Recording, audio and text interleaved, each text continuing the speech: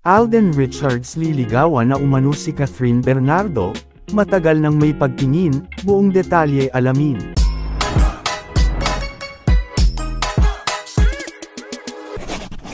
Hanggang sa ngayon na ay nasa The Medical City Hospital pa rin ang kapamilya actress na si Catherine Bernardo. Ayon sa pinakabagong balita, binisita umano ng kapuso aktor at dating katambalan niya sa Hello Love Goodbye na si Alden Richards si Catherine para ipahayag ang kanyang suporta sa mga oras na ito na nagpapagaling siya mula sa pagbagsak ng kanyang mga body vitals.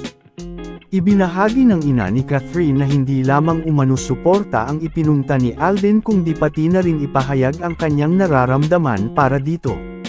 Sa isang closed-door interview, ibinahagi ni Luz Liminda Bernardo na ina ni Catherine na nagdala umano ng flowers ang kapuso aktor at hindi din naman maipinta sa mukha ng kanyang anak na siya ay nahihiyang sa pa-flowers na binigay ni Alden. Masaya umano si Catherine sa naging pagbisita sa kanya ni Alden at malaking bagay daw ito upang mas mapaganda ang kalagayan niya mula sa patuloy na paghina ng kanyang katawan. Sa isang banda, sinabi pa umano ni Alden na matagal na may pagtingin na ito kay Catherine at hindi niya kayang hintayin pa na kung kailan mabuti na ang lagay nito tsaka lang siya magpaparamdam.